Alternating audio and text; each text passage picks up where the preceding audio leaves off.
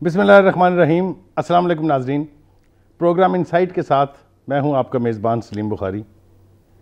नाज़रीन, 2011 हमसे रुखसत हो रहा है और चंद घंटों के बाद हम 2012 में दाखिल हो रहे हैं।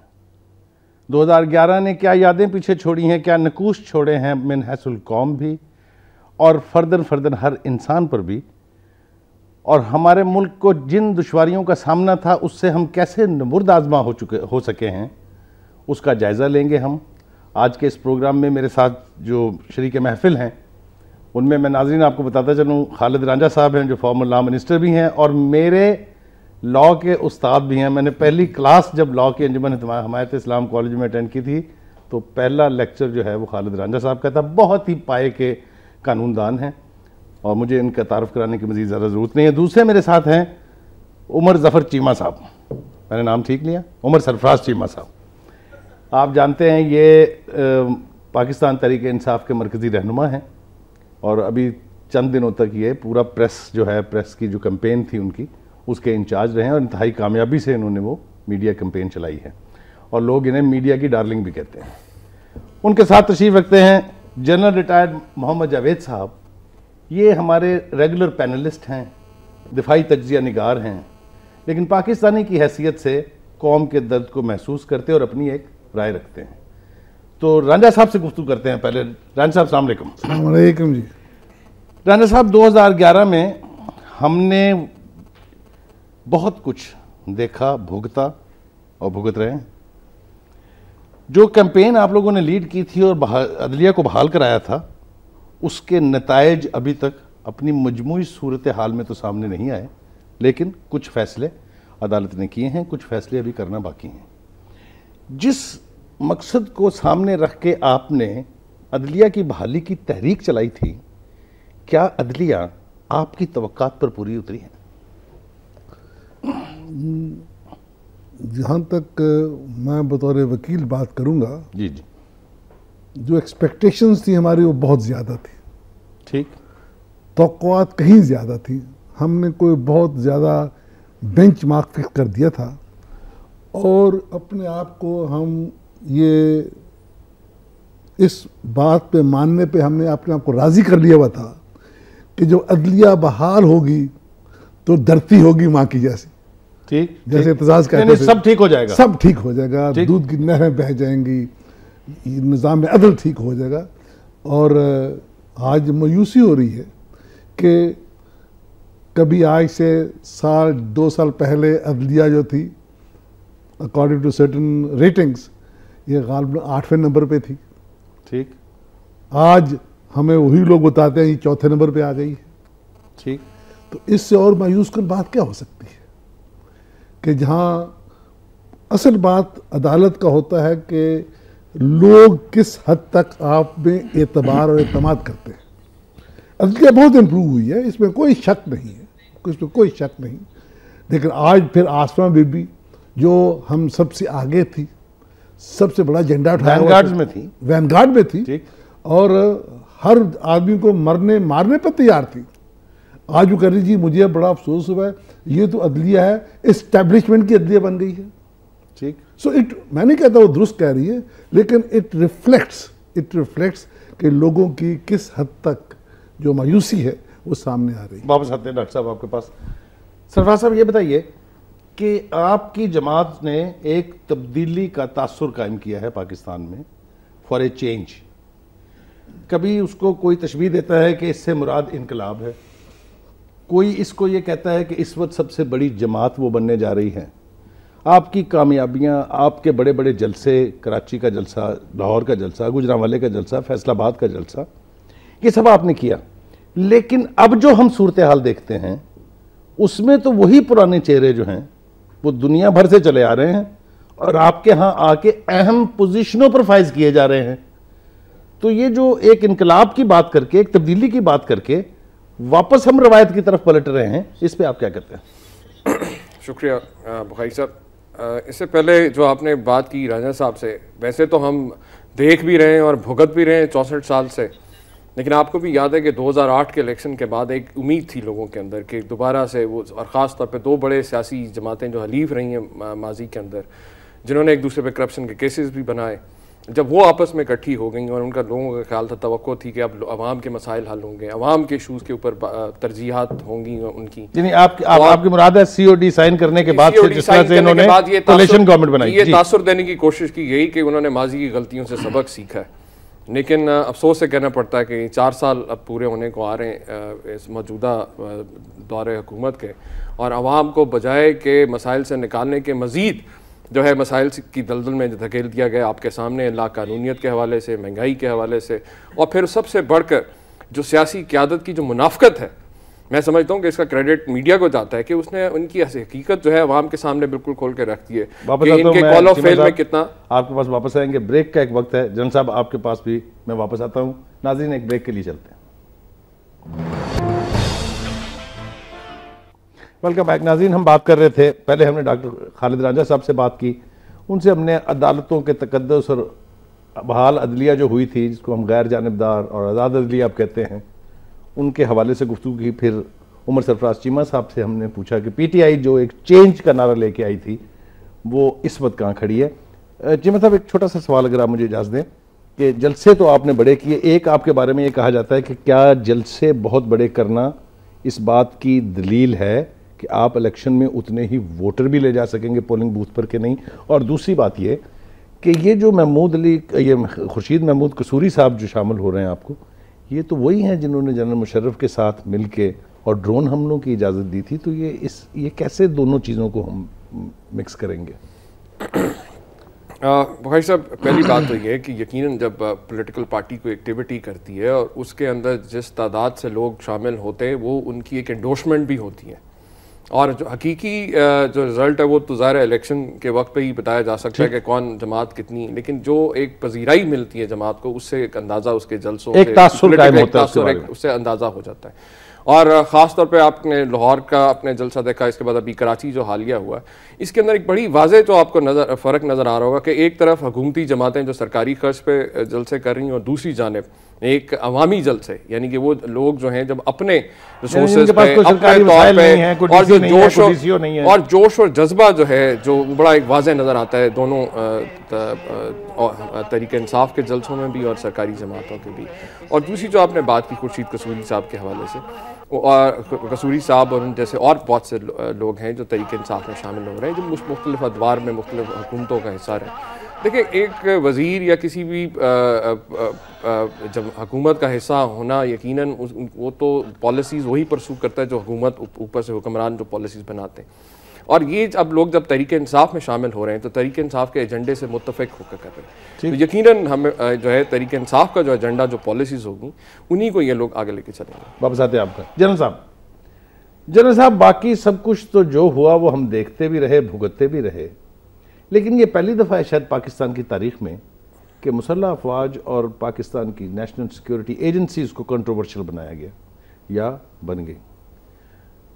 अमेरिका ने तो ISI को टारगेट किया हुआ है, उसकी वजूहात तो हर एक पाकिस्तानी शहरी को समझ आती हैं, लेकिन एबटाबाद, महरान, सलाला, इसमें एक पहलू नाकामी का कह लें या नाअहली का कह लें यहाँ तक ज़रूर है कि हमने कोई अपने आप को इस ऐसी सूरत हाल के लिए तैयार नहीं कर रखा था। इस पर आप क्या कहते हैं? कौम ये सवाल पूछ रही है खुले बंदों कि एबटाबाद में कैसे आ गए जी अमेरिकन, महरान बेस में अंदर से कैसे हो गया जी, और सलाला चेक पोस्ट के ऊपर हमने रिएक्ट क्यों नहीं किया? आप मैं इसमें अर्ज़ करना चाहूँगा कि जो पाकिस्तान की आवाम ने और कौम ने, जिसमें सियासतदान भी शामिल हैं और फौज भी शामिल हैं, एक डिफाइंट स्टांस लिया था पिछले 1 साल से जी, जिसके 4-5 इंडिकेटर्स भी हैं, हाई मार्क्स भी थे। कैरी लुगर बिल से शुरू हुआ, रेमंड डेविस तक गया, बीच में नेटो सप्लाई बंद हुई, अभी फिर बंद है। ठीक, ये वो एक्शंस हैं जो पहले 64 साल में कभी सोचे भी नहीं जा सकते थे। ठीक, कि पाकिस्तान अपने पूरे कद से खड़ा होके, जुर्रत से, हिम्मत से कुछ एक्शन लेगा जो मेरी और आपकी नज़र में एक बराबरी के कॉन्टेक्स्ट में तो शायद इतने बड़े ना लगें, लेकिन अगर अमेरिकन और ISAF को एक तरफ कर दें, एक तरफ पाकिस्तान को कर दें, जो बहुत सारी जगहों पे मल्टी डायरेक्शनल एंगेजमेंट में बैठा हुआ है, वो कौम अगर खड़ी होकर ऐसा काम करती है तो उसके फिर रद्द अमल ज़रूर आना था, वो आया है। ठीक, ये जो 4-5 आपने इंसिडेंट कहे हैं, ये डेफिनेटली इसमें लैप्स है, सिक्योरिटी जो लोकल इनवर्ड सिक्योरिटी होती है उसके लैप्सेस हैं। लेकिन मैं इसमें थोड़ा सा अर्ज करना चाहूँगा, नॉट टू मिटिगेट इट, कि जो टोटल सिक्योरिटी स्पेक्ट्रम है वो होमलैंड सिक्योरिटी जो अमेरिका का है, दैट इज द स्पेसिमन। ठीक, जो सबको सुपरसीड करता है, जहां पे ह्यूमन राइट्स जिसके हम बातें कर रहे हैं वो सलब हो चुके हैं अमेरिका में। क्या हम उस स्टेज पे जाने को तैयार हैं? या तो हम चले जाएं उस स्टेज पे, या जा चुके होते, एक ऐसे अदारा बनाते जो सिक्योरिटी को प्राइम रखता।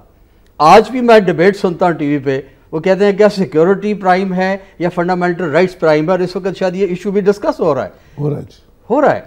वेयर एज अमेरिकन ने 9/11 के बाद इमीडिएटली होमलैंड सिक्योरिटी डिपार्टमेंट बना के विद इन ए ईयर उनको ऐसी वास्ट पावर्स दी हैं जिसमें कोई फंडामेंटल राइट अमेरिका में इस वक्त एग्जिस्ट नहीं करता, सस्पेंडेड है, सुपरसीड हो सकता है, ओवरराइड हो सकता है। ठीक, तो मैं इसमें यह अर्ज करना चाहूँगा कि हमने पूरा होमवर्क नहीं किया, पूरा काम नहीं किया, ये लैप्सेस रहेंगे। ये जो क्लोज इन प्रोटेक्शन होती है बुखारी साहब, इट्स नॉट इनफ। आप ऐसे करके बैठे रहेंगे तो यू आर वेरी वनरेबल। इसके लिए प्रोएक्टिव पॉलिसीज चाहिए। आप उन लोगों को उनके चलते वक्त रोकते हैं, रास्ते में रोकते हैं, पहुंचने के बाद रोकना खासा मुश्किल काम होता है। एडवांटेज उस साइड पे। ये वाकयात इंस्पायर्ड थे, प्लान्ड थे। फौज को और ISI को, एजेंसीज को, हुकूमत को, कौम को उनका नाक ज़मीन पर रगड़ने की कोशिश थी, हम उससे निकल चुके हैं। इस वक्त नाक हमारा ज़मीन पे नहीं है, खाक में नहीं है, इस वक्त नाक और पेशानी किसी और की खाक में है। थैंक यू जनरल साहब, वापस आता हूँ आपके पास। राज साहब, ये फरमाइए, आप हुकूमतों का हिस्सा भी रहे हैं, जो आजकल हुकूमत अदलिया, हुकूमत फ़ौज, फ़ौज अवाम, सियासी जमातें अवाम, ये जो इस तरह के टकराव हैं, ये कभी आपने पहले देखे थे? टकराव और कोलिशन हमेशा रही है। ठीक, मिसाल के तौर पे मैं अपनी होश की बात कर रहा हूँ। मैंने कभी किसी हुकूमत को हुकूमत करते नहीं पाया बग़ैर तईद अदलिया के। ठीक, इस मुल्क में रोज़ झगड़ा होता है, जनाब फलां बंदे को, जज को नहीं भेजेंगे ऊपर, इसके बगैर हुकूमत का काम नहीं चलता। दिस वाज नेक्सस, ठीक, एग्जेक्टिव जुडिशल नेक्सस। फिर हम बात शुरू कर दी, ये अदलिया का और फौज के नेक्सस आ गया। फिर हमने कहा जी नहीं, ये मुतारब हो गई, पार्लियामान और अदलिया मुतारब हो गई है। ठीक, अब हम कह रहे हैं पार्लियामान और फौज मुतारब हो गई। तो ये अदारे जो है आपस में दे ऑलवेज एट लॉगरहेड्स। हमारे यहाँ इट्स वेरी अनफॉर्चुनेट, इसलिए कि आइन के ताबे हम काम करने को बिलीव नहीं करते। यानी हमारा रवैया ही नहीं है, हमारा रवैया डेमोक्रेटिक नहीं है। ठीक, हमारा रवैया क्या है, या चीमा साहब कहेंगे अपनी जबान में, लंग मेरे बूहे को मैं देखा था तेन पेंट ही आंदे। ये रवैया हमारा एट ऑल लेवल्स है। खा आप फौजी जर्नल बैठे हुए हैं, खा आप जज हाई कोर्ट बैठे हुए हैं, खा आप पार्लियामान के मेंबर बैठे हुए हैं, हम सब का ये रवैया है। और ये रवैया जो है ये डेमोक्रेटिक नॉर्म्स में फिट नहीं होता, इसीलिए हम अपनी जगह से तजावज़ करते हैं और दायरे वाली कबड्डी नहीं खेल सकते। ठीक, तो इसलिए मैं समझता हूँ कि जो हमारी बेसिक प्रॉब्लम ये है, हम गुफ्तगू बहुत अच्छी करते हैं। मेरा दखल थोड़ा सा पढ़ाने लिखाने से भी है। जब मैं आइन की बात करता हूँ क्लासरूम में, तो जेनकिन से नीचे मैं बात नहीं करता। तो जब हम अपने देखते हैं ग्राउंड रियलिटीज़ में आते हैं, तो कहते हैं ये कौन सा कुरानी सहीफ है जी, कहाँ लिखा है कि मैं इससे बाहर नहीं जा सकता। तो इसलिए जो हमारा रवैया है दैट इज कॉसाई फ्यूडल, अगर फ्यूडल नहीं तो है। ठीक, ये इसमें, और ये रवैया जो है, जो मैं ये मंसूब अपने आप को कर रहा हूँ, अपने रोल में मैं मंसूब हर अदारे को कर रहा हूँ। हर फर्द हमारा जो है, मेरे ख्याल से पाकिस्तान का हर शहरी जो है वो इस दायरे में फंसा हुआ है। और उसमें सिर्फ मैं इतनी वजाहत करूंगा, इसका कोई तल्लक, मैंने लफ्ज़ फ्यूडल इस्तेमाल किया ना, इसका कोई तल्लक होल्डिंग से नहीं है। ठीक, जिसका अराजी 2 मरले है और जिसकी अराजी 200 मुरब्बा है, दोनों का माइंड सेट एक है। आज the problem of non democratic mind set. हम बात जमहूरियत की ऐसे पाते हैं, अल्फाज को जमहूरी जमहूरी जमहूरियत को हम सेव कर रहे हैं। हम में without believing in it. We don't even believe in it and we don't want others to believe in it also. Cheema साहब, देखिए, जब आपके ने इब्तिदा की, ये जो नई लहर आपकी आई है, तो ख्याल ये था कि आप उन बुनियादी इश्यूज़ को जिसकी तरफ इशारा डॉक्टर साहब ने कहा, उनको एड्रेस करेंगे। लेकिन जो तकरीरें हमने आपके लीडरों की सुनी हैं, ख़ास तौर से इमरान खान साहब की, उसमें पॉलिसी वो करना क्या चाहते हैं वही बातें हैं जो तमाम पॉलिटिकल लीडर कर रहे हैं। आज आप नवाज शरीफ की तकरीर सुन रहे हो, उन्होंने भी वही बातें की हैं। आपने एमक्यूएम का जलसा देखा, वहाँ भी वही बातें हैं। वो जिस चीज़ की तरफ इन्होंने इशारा किया, उसको एड्रेस करने की क्या पॉलिसी है आपकी जमात की? मेरे ख्याल में बुखारी साहब, हम तो पहले दिन से ही जो है, जब जो निज़ाम की तब्दीली के लिए जो जदोजहद की हम जब बात करते हैं, तो यकीनन वो इशारा उसी तरफ जो रांझा साहब ने बात की कि वो रवैयों और सोच का फ़र्क है। कहते हैं ना, red fish rot from the top. जब ऊपर आपके जो टॉप हुक्मरान जो बैठे हैं, जब वो अपने आप को कानून के ताबे नहीं लाते, तो कभी भी आप मुल्क के अंदर रूल ऑफ लॉ नहीं ला सकते। और आज जो हम जो इदारों के टकराव की बात कर रहे हैं, वो सिर्फ इसीलिए क्योंकि इन्हीं लोगों ने, इन्हीं नाहल और करप्ट हुक्मरानों ने जो है इदारों को पोलिटिसाइज़ किया है। कोई इदारा ऐसा नहीं है जो इनसे बच सका हो। इनको जब मौका मिला है, इन्होंने उसको पोलिटिसाइज़ किया। इनको जब मौका मिला है, इन्होंने उसकी पीठ में छुरा घोंपा है। ये वही अदलिया जिसके आज जो बड़े दावेदार बनते हैं, ये वही लोग हैं जिन्होंने सुप्रीम कोर्ट पे भी हमले किए। ये वही लोग हैं जिन्होंने मेरिट से हट कर कई प्रोफेशनल जर्नल्स को सुपरसीड करके अपने मंजूर नज़र को जो है चीफ ऑफ आर्मी स्टाफ भी लगाया गया। इसी तरीके से बाकी मामला चलाए जाते हैं। तो जब हम जो बात कर रहे हैं, जो पॉलिसीज, आप जो बुनियादी जो चीज़ है, जब तब्दीली की हम बात करते हैं, तो रूल ऑफ लॉ की बात है कि जब तक हुक्मरान खुद अपने आप पूरी नहीं हुई है। फिर एक ब्रेक की आवाज़ आ रही है। नाज़रीन, चलते हैं एक ब्रेक के लिए।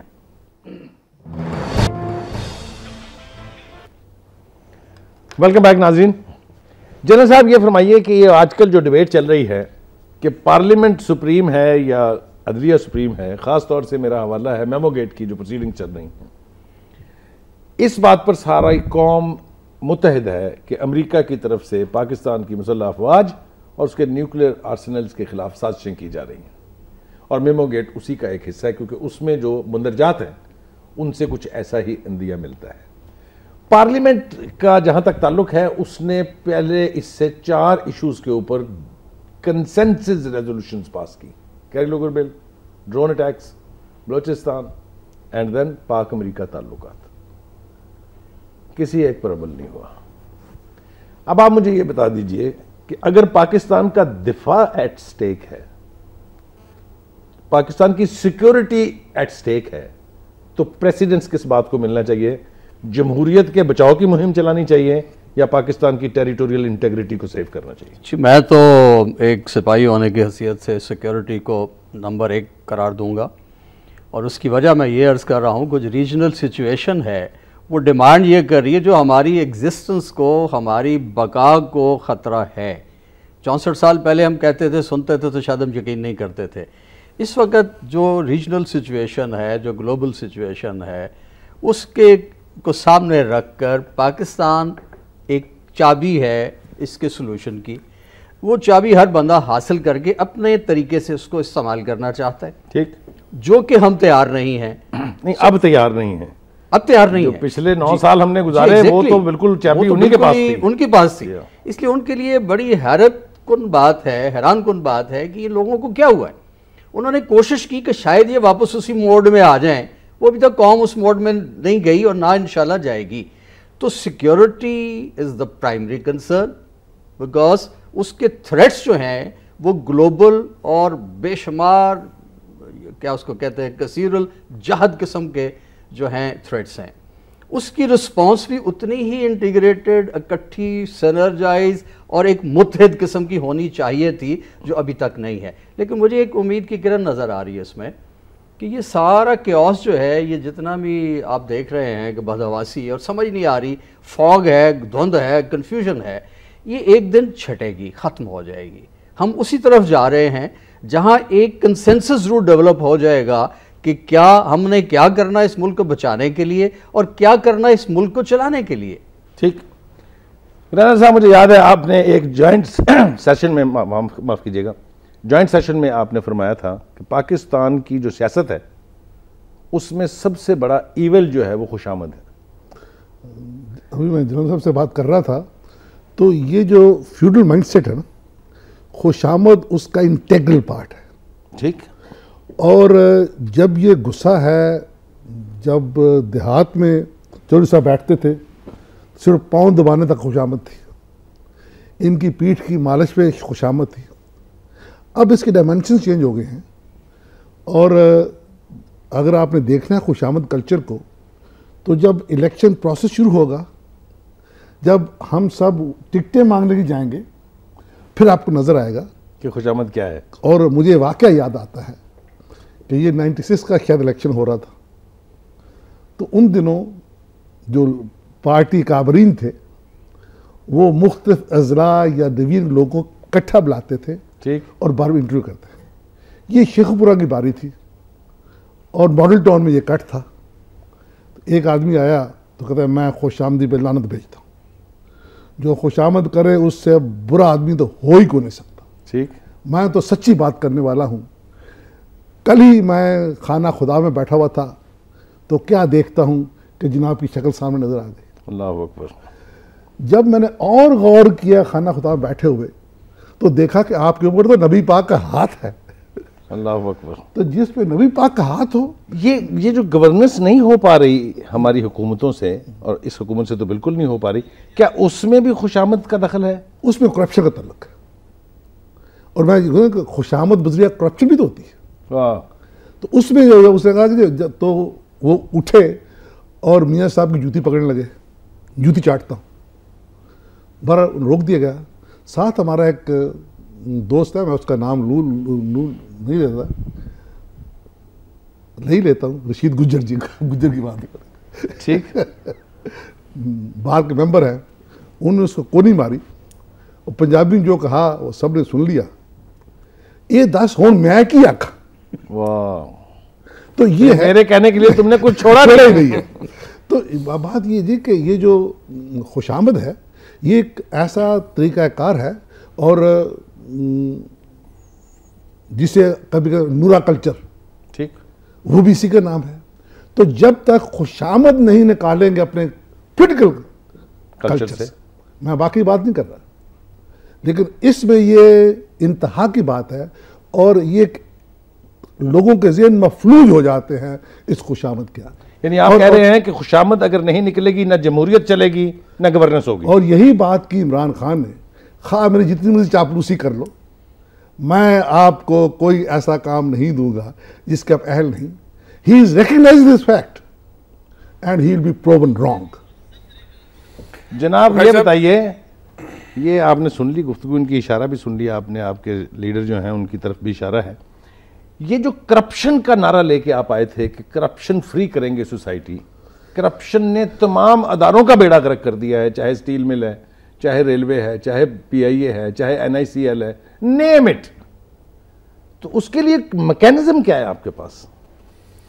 देखें भाई साहब, जैसा मैंने आपसे पहले गुजारिश की कि हमेशा ये जो है ना ऊपर से ही जब तक किबला दुरुस्त नहीं होता, यानी आप कह रहे हैं ट्रिकल डाउन इफेक्ट होगा फ्रॉम द टॉप। देखें जब तक हुक्मरान खुद कानून का एहतराम नहीं करते, अपने आप को कानून के ताबे नहीं करते, तब तक आप ये एक्सपेक्ट कर ही नहीं सकते। आप खाली जो बाकी भी हमने माजी में देखते रहे कि छोटे पटवारी SHOs को हथकड़ियाँ लगा के कहते हैं कि हम करप्शन को रोकने के लिए कर रहे हैं, और दूसरी तरफ खुद जो है टैक्स चोरी भी कर रहे हो, बड़े बड़े लूटमार भी इदारों में हो रही हो, वो अपने ही हवारियों और चमचों और खुशामदियों को जो है जिनके ऊपर करप्शन के केसेस प्रूव्ड हुए हों उनको इदारों के हेड लगा दिया जाएगा। तो फिर किसी तौर पे भी जो है करप्शन ख़त्म तो दूर की बात है। अब आपके सामने कि आज जब हम देखते हैं कि एक तरफ जो बैरूनी कर्जे जो 2-2.5 साल के अंदर जो है ऑलमोस्ट डबल हो गए, और दूसरी तरफ जो है आज अगर 3,000 अरब से ज़्यादा की अगर टैक्स चोरी और करप्शन है, तो बजट खजाना से मुश्किल से सिर्फ 1,000 अरब रुपए के करीब भी नहीं है। और इन 4 सालों के अंदर ये जितनी जमातें पार्लियामेंट के अंदर बैठी हैं जो सिर्फ और सिर्फ इक़्तिदार की बंदरबांट और लूटमार में मसरूफ़ हैं, इन्होंने आज तक ना कोई एहतसाब का कानून पास कर सकें और ना ही करप्शन रोकने के लिए कोई ऐसे इकदाम कर सकें, सवाए तकरीरों में, अपने जलसों में दावे तो बहुत किए हैं, लेकिन अमली तौर पे कुछ नहीं कर सके। इसलिए जो तरीके इंसाफ का जो बुनियादी जो नुकता, जब करप्शन ख़त्म करने की बात करते हैं तो वो हम बात करते हैं कि अपनी मिसाल लीडरशिप खुद ये जो है कायम करेगी। और आपके सामने अभी पिछले दिनों के अंदर इमरान खान साहब ने अपने जितने भी असासे और ज़राए आमदन थे वो उन्होंने कौम के सामने स्पेसिफिकली रखे, यानी कि उन्होंने बताया कि अगर मैंने ये फ्लैट अगर इतने रुपयों में बेचा तो वो पैसा मैं पाकिस्तान लेके आया, क्या चैनल्स थे, किन के चैनल्स के थ्रू आया, और आगे से जो मैंने प्रॉपर्टी खरीदी कितने पैसों में ली। तो ये वो स्पेसिफिक वो डिक्लेरेशन है। एक चार्ज और लगता है मुख्तलिफ हल्कों की तरफ से, वो ये कि ये इतने इतने बड़े जलसों का एहतमाम जो आप कर रहे हैं, ये फंडिंग कौन कर रहा है? ये सवाल हर शख्स पूछता है आपकी जवाब। यकीनन ये सवाल ज़्यादातर वो लोग कर रहे हैं जो माजी में सब जानते हैं कि जो खुद एजेंसियों से भी पैसे लेते रहे और लोगों से ज़बरदस्ती भत्ता लेके सारा अपने मामला चलाते रहे। अल्हम्दुलिल्लाह तरीके इंसाफ मैंने आपसे कहा कि एक अवामी एक प्लेटफॉर्म है और इसके अंदर जितने भी हमारे मेंबर्स हैं जो साहिब हैसियत हैं वो इसमें कंट्रीब्यूट करते हैं, और ज़्यादातर अब जो लोग ज़्यादातर जो जलसों में आ रहे हैं वो अपनी फैमिलीज के साथ अपनी ट्रांसपोर्ट पे अपने उस जज्बे से लोग आ रहे हैं उसके अंदर। जनरल साहब, गुफ्तगू सुनी आपने खालिद रांझा साहब की भी और चीमा साहब की भी। आप ये बताइए कि फ़ौज जो है उसकी भी 2-4 मिसालें अगर आप मुनासिब समझे तो मैं दे देता हूँ। जब वो जो एडमिरल मंसूर उल हक साहब थे और दीगर, कहा यह जाता है कि जी फ़ौज के अंदर एक ऐसा मैकेनिज्म है जहाँ ये एहतसाब होता रहता है, इशारा गालबन कोर्ट मार्शल की तरफ है। आप समझते हैं कि फ़ौज में एज ए अदारा करप्शन से पाक है? नंबर 8वें पे आ गई है, 8वें नंबर पे आ गई है। हाँ, मतलब लिस्ट में नाम आ गया सबसे कम, लेकिन कहा उन्होंने। मगर आप मुझे बताइए, ये दावा किया जा सकता है? जी, ये दावा तो खैर जहाँ इंसान होते हैं वहाँ पे ये दावा हो ही नहीं सकता। फरिश्ते अगर हों तो ज़रूर दावा हो सकता है।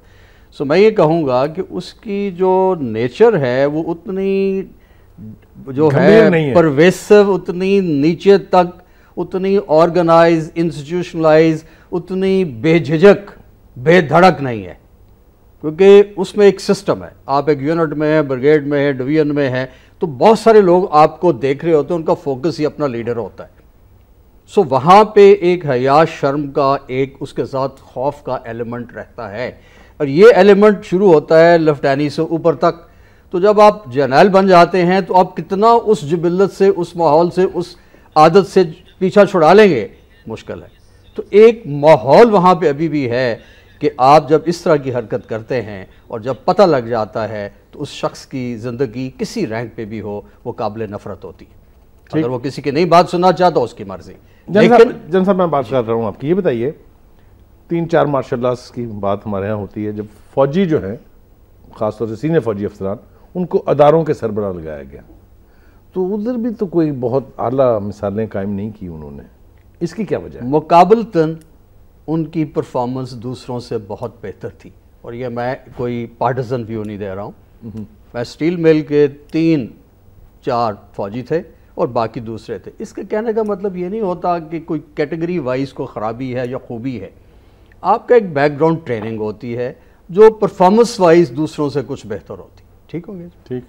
मैं अर्ज़ ये कर रहा हूँ कि आज भी, और ये मैं आपको अमेरिकन सिस्टम से कहता हूँ, अलेक्जेंडर हेग को आप जानते हैं, नेटो का कमांडर था, उसने नौकरी के दौरान ही इस्तीफा दिया और एक कॉरपोरेशन जाके हेड बन गया। इस वक्त यूनाइटेड स्टेट्स ऑफ अमेरिका के कॉरपोरेट सेक्टर में सबसे ज़्यादा जो लोग ढूंढे जाते हैं काम के लिए वो एक्स फौजी हैं। आप एक इल्जाम हमारी फौज पर भी तो लगता है कि ये अब जो है एंटरप्रेन्योर बन गई है। नहीं जी, कोई हर्ज नहीं उसमें। मैं अर्ज करता हूँ, हर चीज़ के 2 पहलू होते हैं। एंटरप्रेन्योरशिप तो बिल्कुल है, आप उसको पॉजिटिवली इस्तेमाल करें। तो मैं कहता हूँ अगर मैंने एक डिसीजन लेना हो ज़ाती हैसियत में, मैं इस एंटरप्रेन्योरशिप को एक टास्क दूंगा कि आपने अगले 4 साल में, 5 साल में फौज का बजट 20% खुद पैदा करना है। क्या खराबी है उसमें? 2011 का जिक्र हम कर रहे हैं, साल जा रहा है, चंद घंटे बाकी रह गए हैं। राना साहब, मुझे आपकी बिल्कुल यहाँ से दिल से राय चाहिए इसके बारे में। मामला इतना टची है जो इस वक्त सुप्रीम कोर्ट में मीमो गेट के हवाले से फ़ौज और हुकूमत, इनके दरमियान जो तसाद है, ये फरमा दीजिए कि अगर पार्लिमानी कमेटी एक प्रोब कर रही है जिस पर सुप्रीम कोर्ट को कोई एतराज़ नहीं है, उन्होंने रोका नहीं है, उन्हें स्टे ऑर्डर नहीं दिया है, और सुप्रीम कोर्ट भी सिर्फ ये कहती है कि उसका एक इंडिपेंडेंट प्रोब जुडिशल कमीशन से हो जाना चाहिए, इसमें आपको क्या कबाहत नजर आती है? इसमें कबाहत परसेप्शन की है। मुझे याद पड़ता है कि एक दफ़ा हम बार में एतराज़ कर रहे थे जनरल ज़ियाउल हक साहब के दौर में कि मिलिट्री कोर्ट्स ना लगाए। ठीक। तो मेरा मौक़िफ़ ये था कि जनरल साहब जीप लेके जा रहे हैं जीप खराब हो जाती है, तो क्या उसके नीचे खुद लेट जाएंगे कि मुझे भी आता है, मैं ठीक कर सकता हूँ, या मैकेनिक को बुलाएंगे? ये मैकेनिक को बुलाएंगे। ये जो मसला है एक सियासी मसला है। हमें पार्लियामान को इतना मजबूत करना चाहिए। Issue is basically political. हमने जब भी कोई पोलिटिकल इशू अदालत में लेके आए हैं तो मसला हल नहीं हुआ, अदालत खराब हुई है। यही कबाहत थी विद द मिलिट्री कोर्ट्स। जब हम आम केसेस को मिलिट्री कोर्ट में लेके जाते थे तो वो उन्हें इदराक ही नहीं, जिसके बारे में उन्हें हैंडलिंग का पता ही नहीं, और वो बेइज्जत हो जाते थे। मैंने कई करनैल साहब को बेइज्जत होते देखा। रंजन साहब, हमारे नाज़रीन को एजुकेट कर दीजिए, जो मेमो गेट है ये सियासी मामला नहीं है, ये पाकिस्तान के डिफेंस का मामला है। इस पर मैं जवाब आपका लूंगा। एक ब्रेक का वक्त हो गया, ब्रेक चलते हैं, वापस आएंगे तो रांझा साहब से इस सवाल का जवाब देते हैं।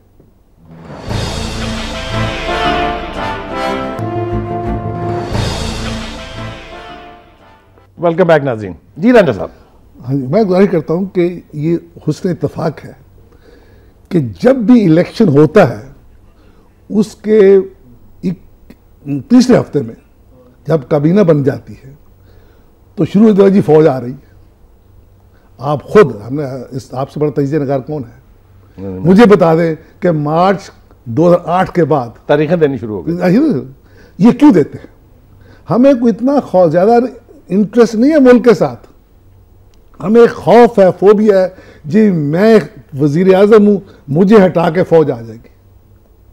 और अगर मियां नवाज शरीफ बहुत बड़ा मार्जिन दे रहे हैं फौज को आप, और फौज आती रही, डर ज्यादा नहीं फौज आती रही है, फौज आती रही है। It's a culture with us, ठीक, it's a culture with us. और कभी फौज नहीं आई बगैर आपके बुलाने के, ये तो मैं मानता हूं, मैं आपसे इत्तेफाक करता हूं। तो इसलिए जो झगड़ा है ये तो इस जनरल के रवैये की वजह से है कि वो नहीं आए, वरना काफी देर पहले आ चुके होते।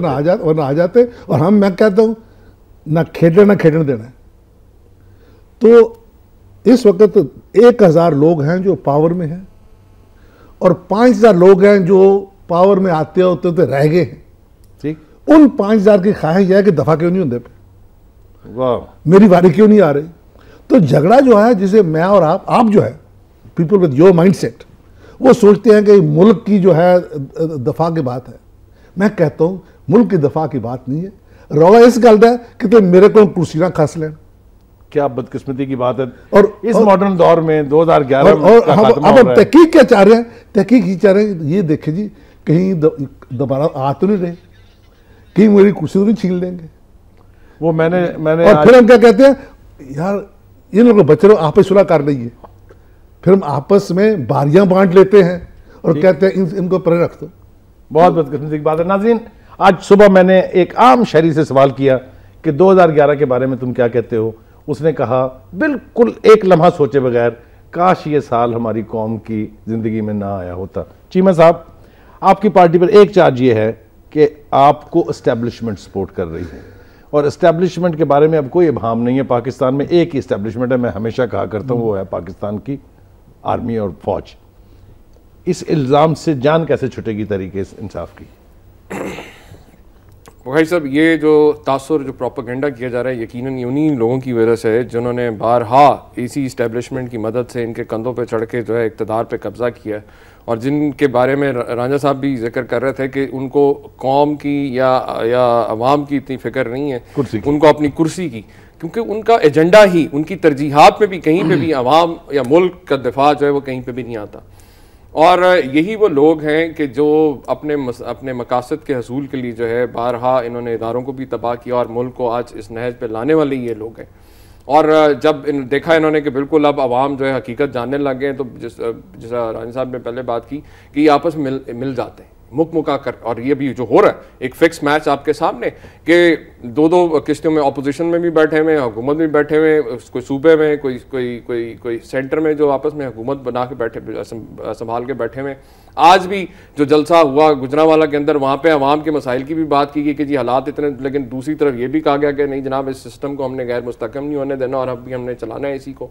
तो ये वो मुनाफिकाना रवैये जिसकी वजह से जो है तो दूसरे इल की निशानदेही हो बात गई, आप खुशामद निकाल दें सियासत से establishment- और मुनाफिकत निकाल दें, establishment तो आप- शायद बेहतरी हो जाए। बुखारी साहब, एस्टेब्लिशमेंट आपको इक़्तिदार पे कब्जा तो करा सकती है, लेकिन अवाम में पजीराई नहीं दिला सकती। जो आज तहरीक इंसाफ को जो पजीराई और सपोर्ट मिल रही है वो यकीनन वो अवामी सपोर्ट। जनरल साहब, ये जो एक तसादम की कैफियत हम देख रहे हैं, 2011 को अब हम पीछे छोड़ रहे हैं, 2012 में दाखिल होना है, इसका आपके नज़दीक क्या हाल है? फौज और हुकूमत में जो इस वक्त मुखासमत की कैफियत है उसे ख़त्म करने के लिए दोनों अतराफ को क्या करना चाहिए? मेरा ख्याल है जी, ज़ाती तौर पे मैं समझता हूँ कि फ़ौज प्रोएक्टिव नहीं है। मुल्की मामलात में फ़ौज का इंटरेस्ट इस वक्त उतना ही है जितना कि सिक्योरिटी रिलेटेड कंसर्न किसी के हो सकते हैं। ठीक, तो पहली बात तो ये है कि चूँकि फ़ौज का अमरेला रहा 10 साल, इसलिए हम में से बहुत सारे फ़ौज के साए तले और फ़ौज की दस्ते शफ़क़त के मुतलाशी भी रहते हैं, और जहाँ नहीं मिलता हम उसको पैदा कर लेते हैं, इमेजिन कर लेते हैं। मेरा ख्याल है कि फ़ौज पॉलिटिक्स से बाहर है इस वक्त, और फ़ौज जो है बहुत हद तक उसने डेमोन्स्ट्रेट किया है कि पॉलिटिकल लीडरशिप और जुडिशल जो लीडरशिप है, फ़ौज उसके सामने अपने आप को पेश करती है, जो पहले तारीख में कभी नहीं हुआ। ठीक, तो इस तरह की इंडिकेटर्स जब नज़र आ जाएं तो बार बार शक व शुबहात का इजहार करना को मुनासिब बात नहीं है। खालिद राजा साहब, ये फरमाइए, जो प्राइम मिनिस्टर ने स्पीच की पहले एक स्कूल में और फिर उसके बाद पार्लियामेंट में, फौज मेरे मतहत है, साजिशें हो रही हैं स्टेट विद इन स्टेट, ये अनगार्डेड थी? मैं समझता it was a design, it was design, it was a designed speech. और जिससे मैं कहता हूँ ये जो इनसाइड लाहौर फिलॉसफी हम कहते हैं जी, और यार बड़ी गर्मी है, और बड़ी गर्मी में आप जो आपने नेफे में चाकू है वो दिखाते हैं, फिर कहते हैं वो भड़क मरवा के मरवा देते ही ना। I think that's the best depiction. जनाब, अब 2012 के लिए जस्ट वन लाइनर, जनरल साहब आप बताइए, कौम को क्या करना चाहिए? मेरे ख्याल जी, कौम को एक तो अफवाहों के पीछे नहीं भागना चाहिए, थोड़ा सब्र करना चाहिए, थोड़ी इस्तकामत का इज़हार करना चाहिए, हर बात का शुगल नहीं लगाना चाहिए, हर बात में शुगल नहीं ढूंढना चाहिए। जो सीरियस मामले हैं उनको जो लोग उनको हल करने के कॉम्पिटेंट हैं, आप कोर्ट में जाते हैं फिर कोर्ट पे छोड़ दें, आप पॉलिटिकल सिस्टम में है फिर उसके ऊपर इन्हिसार करें, आप फौज आपकी है उस पर कुछ एतबार करें। चीमा साहब, ये जो पाकिस्तान ने इंडिया को स्टेटस दे दिया है मोस्ट फेवरेट नेशन का, आपकी इसके ऊपर क्या पॉलिसी? अगर आप इक़्तिदार में आए तो ये वापस करेंगे या इसके साथ चलेंगे? वैसे साहब, हमारी पार्टी जो है वो बिलीव करती है कि हमसायों के साथ अच्छे ताल्लुकात रखने चाहिए, लेकिन ये बायलैटरल होना चाहिए, ये वन साइडेड नहीं होना चाहिए। दोनों तरफ के लोगों को जो है एक दूसरे के हकूक़ का और इंटरेस्ट का जो है एहतराम करना पड़ेगा। और जो बात आपने की अगले साल के हवाले से, तो मैं ये कहूँगा कि आवाम को अपने हकूक़ के लिए, अपने मुल्क को बचाने के लिए खुद खड़ा होना पड़ेगा। जिस पंजाबी में कहते हैं ना, जागते रहना एना तेना रहना, और अगला साल इंशाअल्लाह ताला आप देखेंगे कि निज़ाम की तब्दीली का साल होगा। राजा साहब, कौम को इस वक्त पिछले साल को जहन में रख के जो कुछ हमने खोया, जो नुकसानात हमने उठाए, एक लाइनर में बताइए क्या करना चाहिए? मैं समझता हूँ कि कौम को तो क्या करना चाहिए, ये कहूँगा कि एस्टेब्लिशमेंट को सियासत छोड़ देनी चाहिए, और जो लोग सियासी लोग हैं उन पे एतमाद करें और कहें कि मुल्क की दफ़ा तुम अपने अंदाज में करो, हम अपने अंदाज में करते हैं। बहुत बहुत शुक्रिया जनाब खालिद रांझा साहब, जनाब सरफराज चीमा साहब, और जनरल साहब आपका भी बहुत बहुत शुक्रिया। नाज़रीन, आपने गुफ्तगू सुनी हमारे तीनों मेहमानों की। हमने कोशिश की कि इस मुख्तसर से वक्त में 2011 में क्या हुआ, क्या खोया, क्या पाया, उसका अहाता कर सकें। मौजू बहुत बड़ा था, वक्त मुख्तसर था। कल भी इंशाल्लाह हम कोशिश करेंगे अपने प्रोग्राम में कि 2012 हमारे लिए अपने दामन में क्या रखता है, हमें उसकी तरफ कैसे बढ़ना है, उस पर बात करेंगे। इस वक्त हम तकरीबन बस खुदा हाफिज़ कहने वाले हैं 2011 को, और हम आपके लिए भी दुआ गो हैं कि 2012 आपके लिए नेक तमन्नाएं और नेक उम्मीदें लेके आएँ। इसी के साथ अपने मेज़बान सलीम बुखारी को इजाज़त दीजिए। अल्लाह हाफिज़।